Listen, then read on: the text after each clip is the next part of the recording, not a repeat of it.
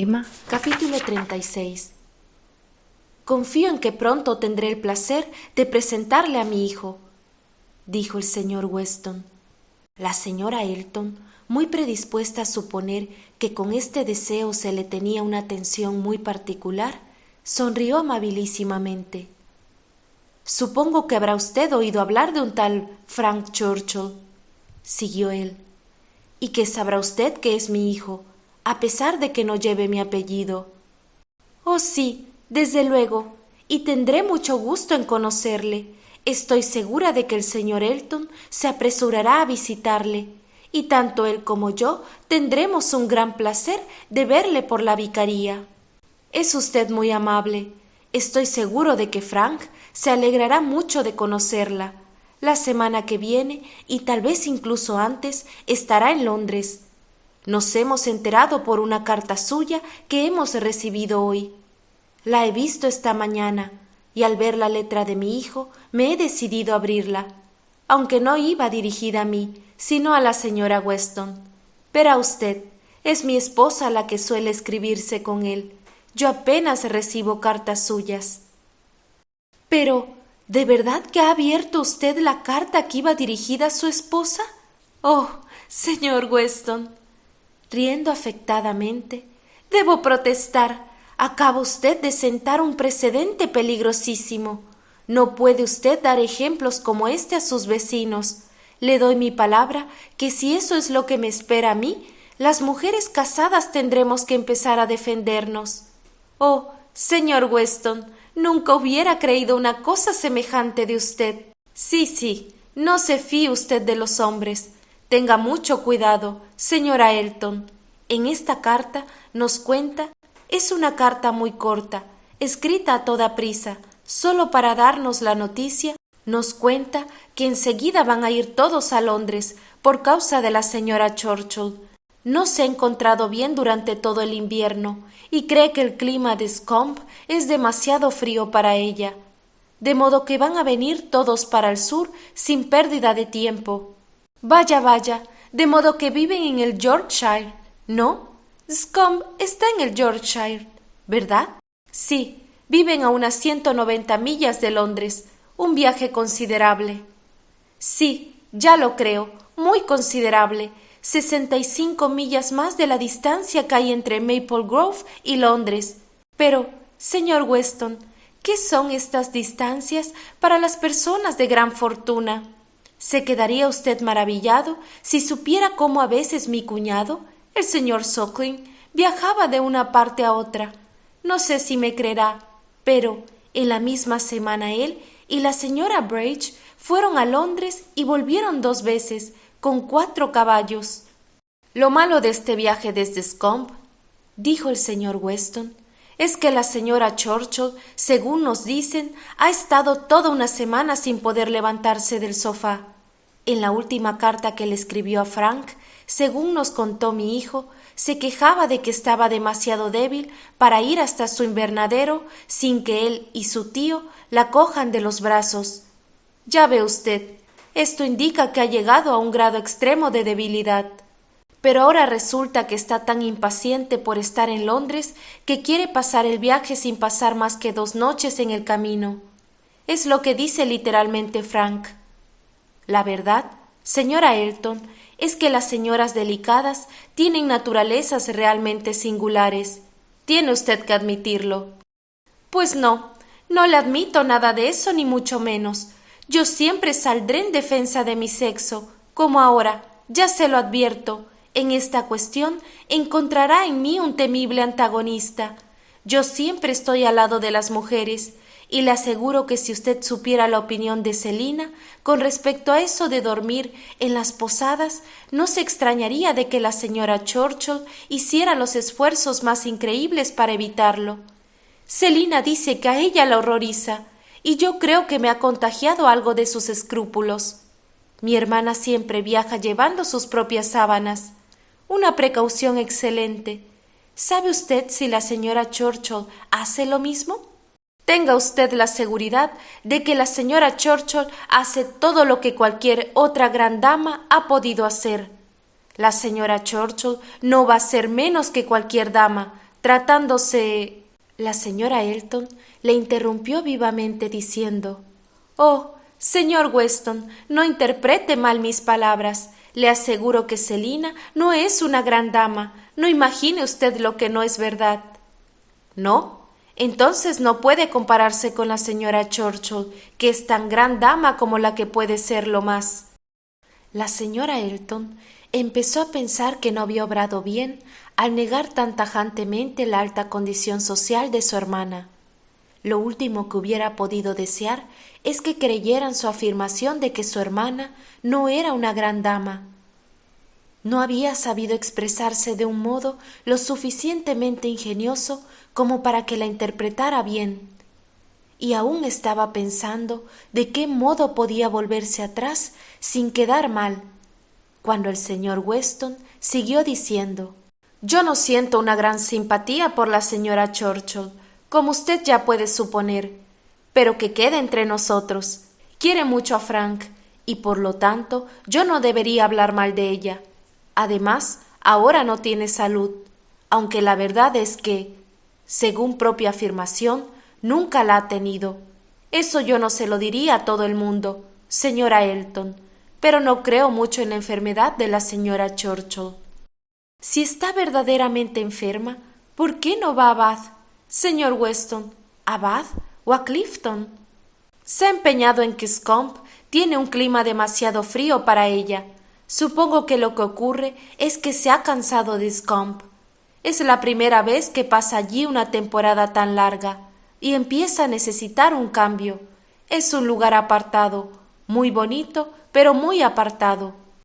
«Ah, entonces igual que Maple Grove, nada más apartado del camino real que Maple Grove. Está rodeado de tierras de cultivo tan inmensas.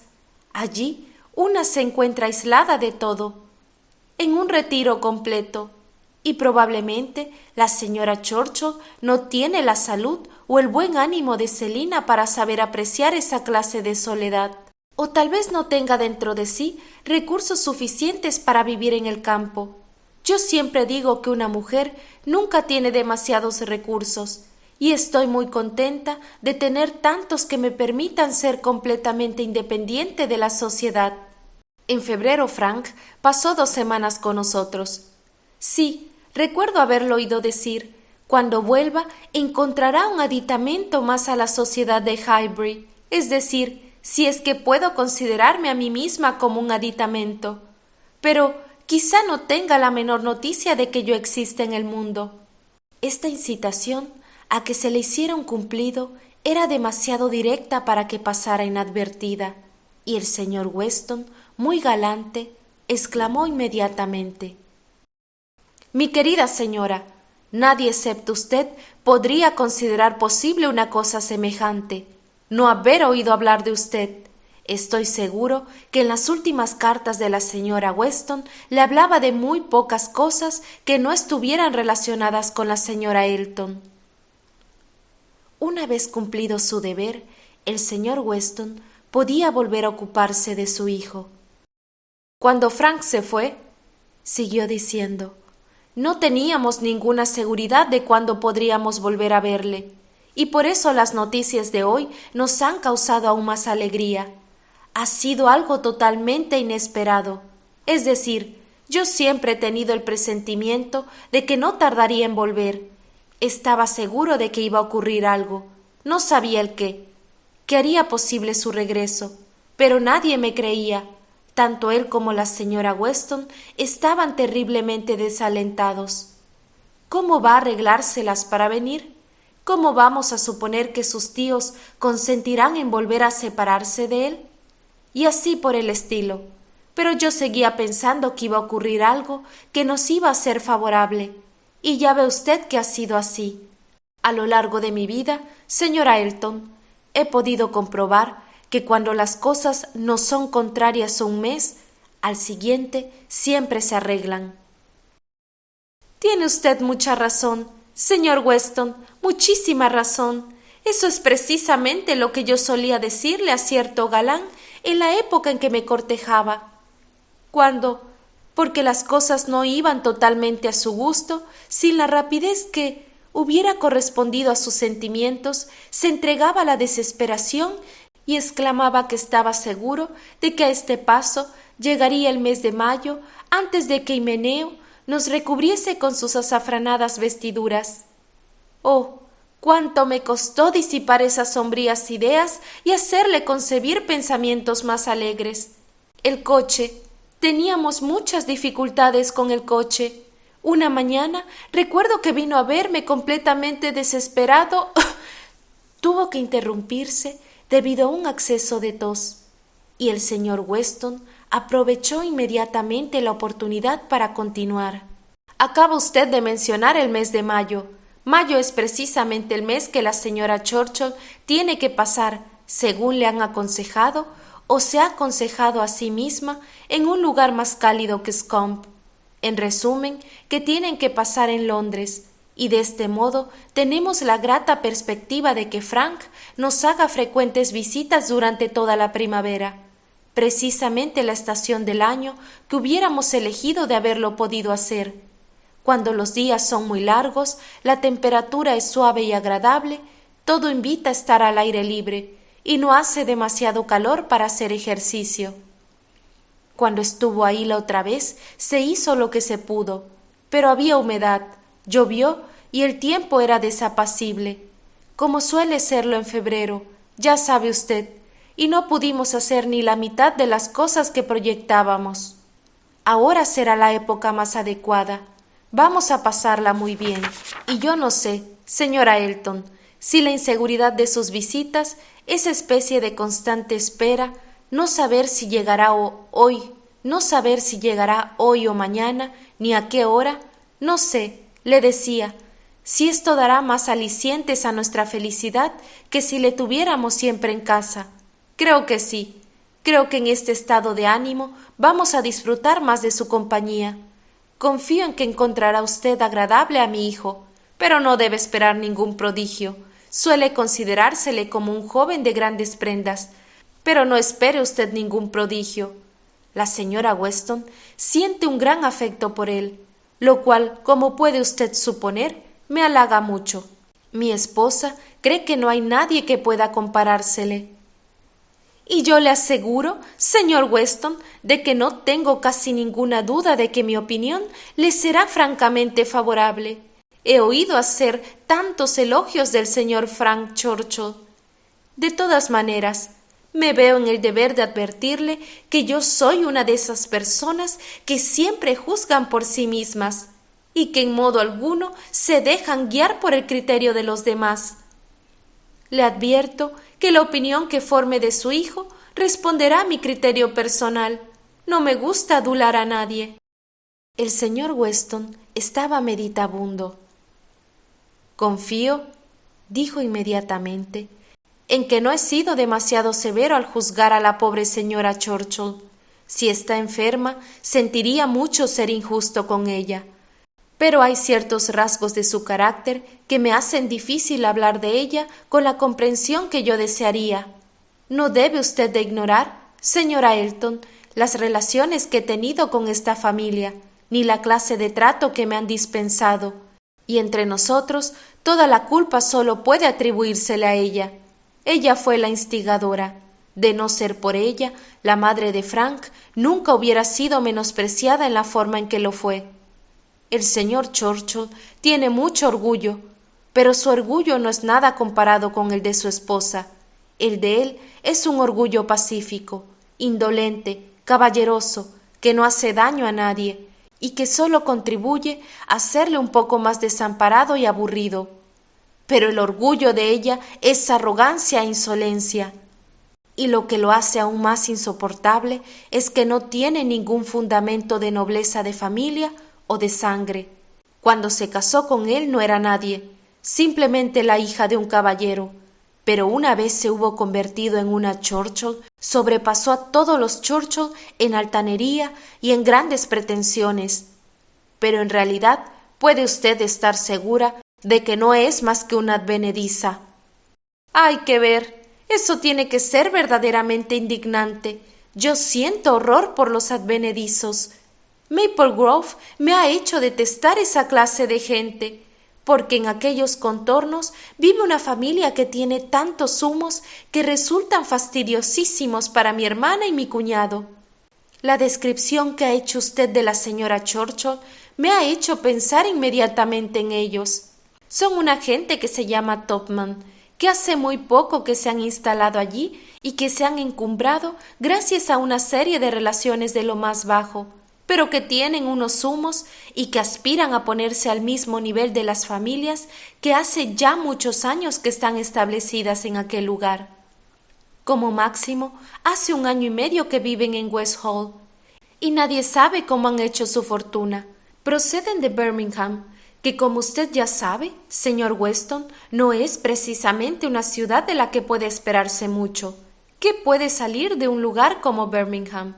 Yo siempre digo que este nombre suena de un modo desagradable, pero esto es lo único que se sabe con certeza de los Topman, aunque le aseguro a usted que de ellos se sospecha, pero que muchas cosas, y sin embargo, a juzgar por sus modales, evidentemente se consideran al mismo nivel incluso que mi cuñado, el señor Suckling, que da la casualidad que es uno de sus vecinos más próximos. Oh, es algo francamente horrible. El señor Suckling, que hace ya 11 años que vive en Maple Grove, propiedad que ya había sido de su padre, por lo menos eso creo.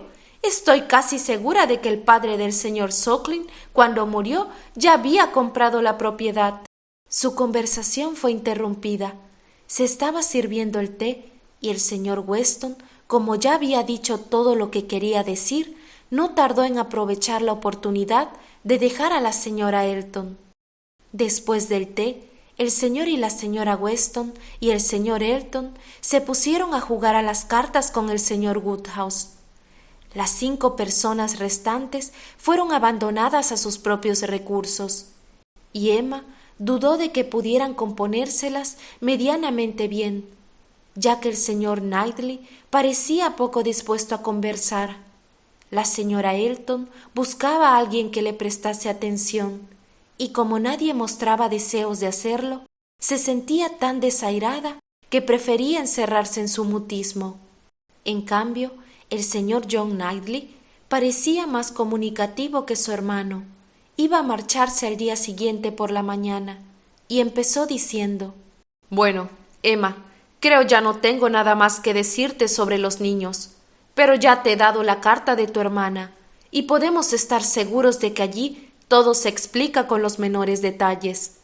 Mis recomendaciones son mucho más breves que las suyas, y probablemente no coincidirán con las de ella. Todo lo que quisiera pedirte es que no los miméis mucho ni les deis demasiados potingues». «Espero que podré complaceros a los dos», dijo Emma. «Haré todo lo que pueda para que lo pasen bien, lo cual a Isabel ya le bastará.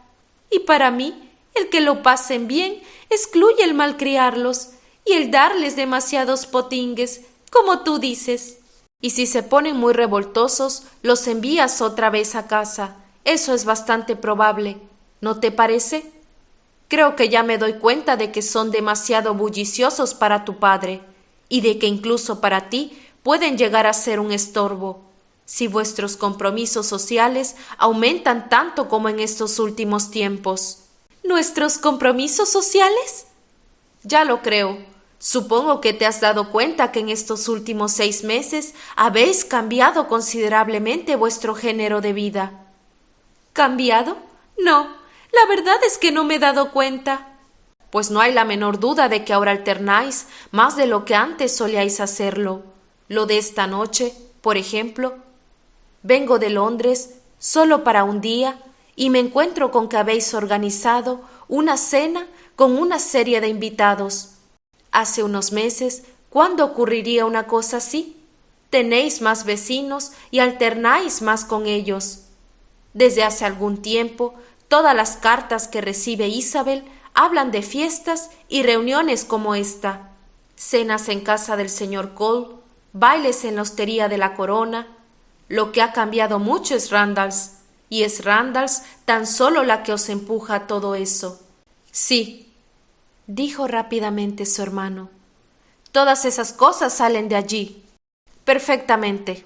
y como supongo que no es probable que Randalls vaya a tener menos influencia de la que ha tenido hasta ahora, se me ocurre pensar, Emma, que es posible que Henry y John a veces puedan seros un estorbo. En este caso, solo te ruego que los enviéis a casa. No, exclamó el señor Knightley. Esta no tiene por qué ser la consecuencia. Que vengan a Donwell. Yo estaré encantado con ellos. ¡Por Dios!, exclamó Emma. Todo eso es ridículo. Me gustaría saber a cuántos de estos numerosos compromisos sociales que dices que tengo no has asistido. ¿Y por qué supones que hay la posibilidad de que me falte tiempo para cuidarme de los niños? ¿Cuáles han sido todos esos fantásticos compromisos sociales míos? Cenar una vez con los Cole y hablar de organizar un baile que nunca se ha celebrado. Comprendo perfectamente, dijo dirigiéndose al señor John Knightley, que la buena suerte que has tenido al encontrar reunidos aquí a tantos de tus amigos te ha dado tanta alegría que has concedido demasiada importancia a la cosa. Pero usted, volviéndose hacia el señor Knightley, que sabe en qué pocas ocasiones llego a ausentarme de Hatfield por 2 horas, no puedo concebir que suponga que yo lleve una vida tan disipada. Y en cuanto a mis sobrinitos, debo decir que si tía Emma no tiene tiempo para dedicarles, no creo que tío Knightley, que por cada hora que ella pasa fuera de casa, él pasa 5, y que cuando está en casa o se pone a leer o repasa sus cuentas, disponga tampoco de mucho tiempo para ellos. El señor Knightley parecía estar haciendo esfuerzos para no sonreír, y no tuvo que hacer más esfuerzos cuando la señora Elton empezó a hablarle.